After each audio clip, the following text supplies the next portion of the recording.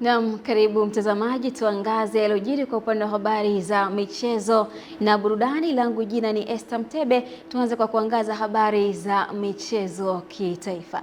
Serikali ya Tanzania imeanza rasmi mazungumzo ya kuwaleta mastaa wa ngumi duniani Mike Tyson na Floyd Mayweather kwa ajili ya matukio mbalimbali ya kimichezo, hatua inayolenga kukuza mchezo wa masumbwi na kuinua kiwango cha mabondia wa ndani huku ikitangaza Tanzania kimataifa. Hayo yamebainishwa na Waziri wa Habari, Utamaduni, Sanaa na Michezo Paul Makonda Mei Mosi mwaka huu katika usiku wa pambano la vita ya kisasi lililofanyika katika kituo cha biashara na usafirishaji Ubungo jijini Dar es Salaam, kuwa mazunguko hayo yanahusisha ushirikiano kati ya viongozi wa masumbwi kutoka nchi za Kiarabu ikiwemo Dubai na Saudi Arabia pamoja na viongozi wa masumbwi Tanzania. Makonda ameeleza kuwa awali kulikuwa na mpango wa mastaa hao kufanya mapambano nchini Kongo kabla ya kuja Tanzania, lakini sasa serikali imechukua jukumu la kuratibu ujio huo kwa kushirikiana na waandaaji wa Mafia Boxing Promotion, ikiwa ni sehemu ya mkakati mpana wa kuhamasisha na kuendeleza mchezo wa ngumi hapa nchini. Na ilikuwa Tyson na Mayweather wafanye mashindano yao nchini Kongo, alafu kutoka Kongo wanakuja Tanzania, lakini baada ya kubadilisha ratiba, maana jukumu hilo serikali ya Tanzania inalichukua na itashirikiana na Mafia Boxing Promotion promoter kuhakikisha wanakuja hapa. Na hatua pili itakuwa Mike Tyson pamoja na Mayweather watakutana na mabondia wetu 800 waliosajiliwa nchini Tanzania, ikiwa sehemu ya kuinspire na kuwafundisha namna ambavyo wao wameandika rekodi, na baada ya pale itaandaliwa pambano la kimataifa ambapo Watanzania wote watashuhudia vitasa vikipigwa kuanzia daraja la chini mpaka daraja la kimataifa. Baada ya kusema maneno, nimpongeze mshindi kwa kupata mkanda huu, na kwa niaba ya Daktari Samia Suluhu Hassan aliyewekeza kwenye michezo yote, na sisi kama Wizara ya Michezo tunamtambua kama mchezaji namba 1, na nyinyi wenyewe mmeona Ibrahimu amechukua mikanda ya kutosha.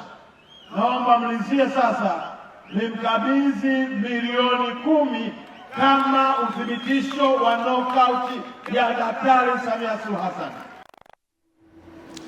Na mwenendo wa Ligi Kuu Soka Tanzania Bara unazidi kupamba moto, huku kesho macho yote yakielekezwa kwenye pambano kubwa la Kariakoo Derby litakalowakutanisha Simba na Yanga katika uwanja wa Meja Jenerali Isamuhyo kuanzia saa 12 jioni. Bodi ya Ligi Kuu Tanzania TBLB imethibitisha kuwa mchezo huo mkubwa utachezeshwa na waamuzi kutoka Morocco wakiongozwa na refa wa kati Hamza El Fareq. Aidha, afisa habari wa TPLB Karim Boimanda ametoa tahadhari kali kwa mashabiki, akisisitiza kuwa wale wasio na tiketi wasisogelee kabisa eneo la uwanja ili kuepusha usumbufu na kuhakikisha usalama unaimarishwa. Kwa upande wake, benchi la ufundi, kocha wa Simba Steven Baka amekiri wazi ubora wa mpinzani wake Yanga, akieleza kuwa anatarajia ushindani mkubwa. Naye kocha wa Yanga Preto Kongaves amesema kikosi chake kiko tayari kupambana na kuhakikisha wanapata matokeo chanya katika mchezo huo. Wachezaji nao wameonyesha utayari wao, ambapo beki wa kushoto wa Yanga Hemed Hussein ameahidi kujituma kwa nguvu zote, huku beki wa kati wa Simba akisisitiza umuhimu wa umakini katika mchezo huo mkubwa. Hakutokuwa na nafasi kwa yeyote asiye na tiketi kusogea karibu na uwanja, na hivyo si vema kwenda kabisa eneo hilo kwa sababu kuna ulinzi wa kutosha, kuna usalama wa kutosha, na moja kati ya maeneo ambayo yamesisitizwa ni kwamba hakutotakiwa kuwepo na watu ambao hawajaja uwanjani kutazama mpira.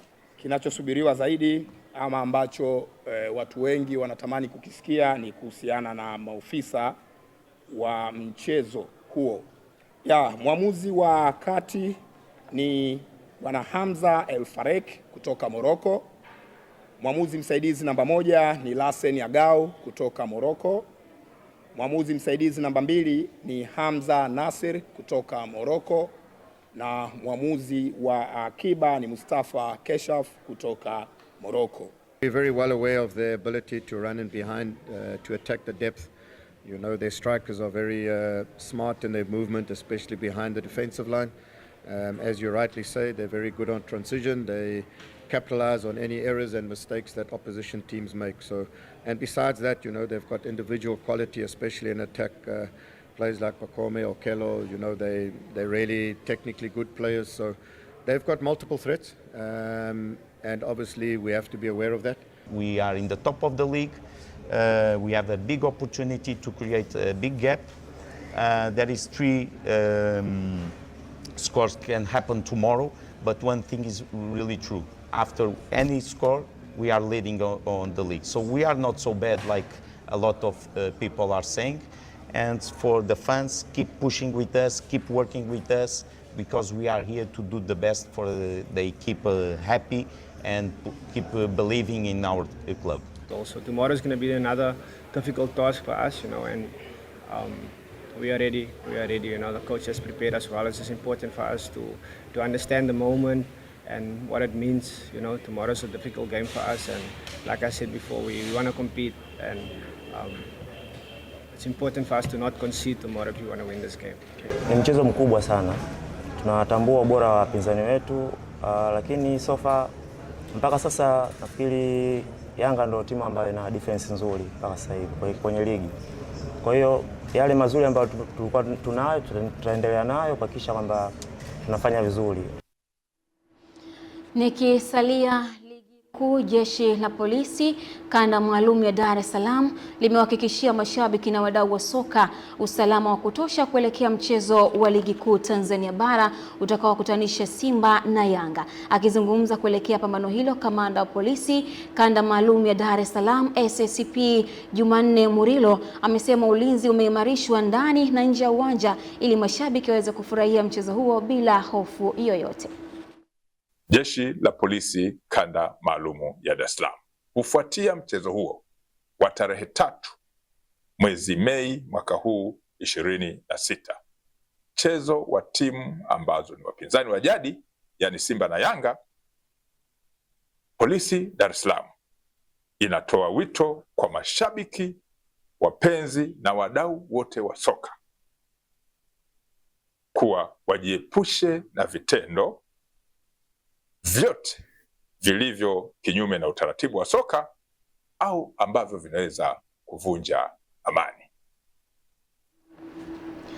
Mashindano ya taifa ya mchezo wa chess yamezinduliwa rasmi jijini Dar es Salaam, yakileta pamoja jumla ya wachezaji 56 kutoka maeneo mbalimbali nchini, ambapo yanatarajiwa kuhitimishwa Mei 3 mwaka huu 2026, ambapo majina ya wachezaji watakaochaguliwa kuunda kikosi cha taifa yatatangazwa rasmi. Katika mashindano hayo ya jumla ya wachezaji 44 wanaume na 12 wanawake wanachuana kuwania nafasi ya kuunda timu ya taifa itakayowakilisha Tanzania katika mashindano ya kimataifa ya Chess Olympiad yanayotarajiwa kufanyika mwezi Septemba mwaka huu. Kwa mujibu wa waandaaji, afisa habari wa chama cha mchezo wa chess Musa Mangula, mashindano hayo yanatoa jukwaa muhimu kwa wachezaji kuonyesha vipaji vyao, huku yakilenga kuinua kiwango cha mchezo wa chess nchini na kuibua vipaji vipya vitakavyoweza kushindana kimataifa.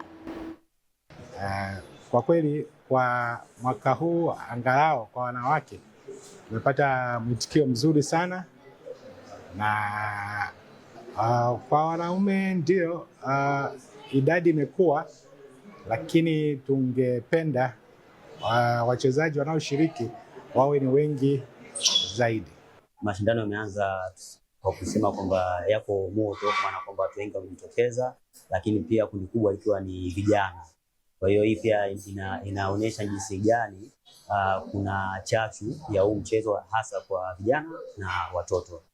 Kwa hiyo ni siku nzuri na ni mwanzo mzuri. Kwa hiyo tunatarajia mpaka itakapofika siku ya Jumapili tutaweza kupata washindi ambao wataweza kuwakilisha nchi yetu katika mashindano haya. Watu wengi wajitokeza, pia kila mtu ana imani na anatarajia kuwa mshindi. Kwa hiyo ushindani ni mkubwa. Tumekutana na wachezaji, timu zingine wana experience kubwa, na ukiangalia Mbeya ndio kwanza tumeanza mchezo wa chess. Kwa hiyo kuna klabu chache sana ambao kuna Mosti, kuna Azimio, kuna Paradise. Kwa hiyo unakuta bado hatujawa na wale wachezaji wenye uzoefu, lakini tunaendelea vizuri mpaka sasa hivi. Tuko raundi ya pili na wachezaji wanaonyesha huo utayari na ile hamu ya kuweza kushinda. Kwa hiyo tunawashukuru sana Tanzania Chess Association kwa kuandaa mashindano haya mazuri ambayo yatachukua siku 3 hapa jijini Dar es Salaam. Kwingineko, serikali, wadau wa michezo na jamii kwa ujumla wameombwa kujitokeza kukisaidia chama cha riadha mkoa wa Dar es Salaam DAA katika programu zake mbalimbali, hususan kliniki ya mazoezi inayofanyika kila Jumamosi. Akizungumzia kliniki hiyo leo, mkurugenzi habari na mawasiliano DAA Tulo Chambo amesema imezidi kuvutia washiriki wengi ikiwemo watoto wadogo, lakini changamoto kubwa iliyopo ni vifaa kwa washiriki, huku kwa upande wa washiriki wakieleza kuvutiwa na kliniki hiyo. Kliniki imeendelea, watoto wana moyo licha ya kwamba wana uhaba wa vifaa hivyo. Kwa hiyo wito wa chama cha riadha mkoa wa Dar es Salaam kwa wadau mbalimbali kwamba tunawaomba watushike mkono, watuunge mkono katika programu zetu mbalimbali, hususan hii programu ya kila siku ya kuandaa kuwanoa na kuwafundisha skills za mchezo wa riadha hawa vijana. Nakuja kucheza mchezo wa riadha na michezo mingine kadhalika. Mazoezi ya leo ni mazuri na yanaongeza uaminifu na kujisikia vizuri katika mwili. Mimi ni mkazi wa Dar es Salaam Kigamboni, nimesoma shule ya Ufukoni, wilaya Kigamboni. Mimi hapa ni mara nyingi sana nakuja hapa kufanya mazoezi ya riadha na naelimisha mwili katika kila kitu. Nikifanya mazoezi mwili wangu unajisikia raha vizuri. Na taarifa hiyo ya riadha ndiyo ambayo inaweka utu kwenye habari za kitaifa.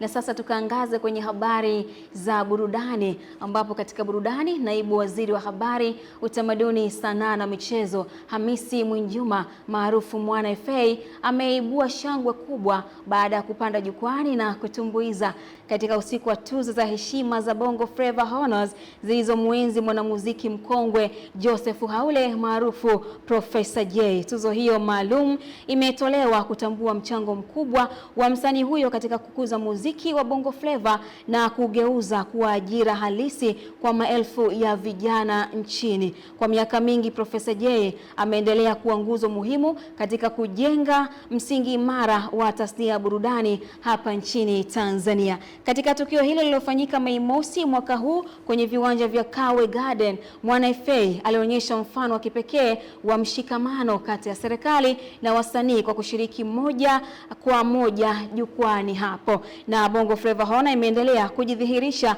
kama jukwaa la kihistoria linalounganisha kizazi kipya cha wasanii na wale walioweka misingi ya muziki huo. Zaidi ya tuzo, usiku huo uliwasilisha ujumbe mzito kwa vijana kuwa muziki ni kazi, muziki ni fursa, muziki ni njia ya mafanikio endapo utaenziwa na kupewa thamani stahiki.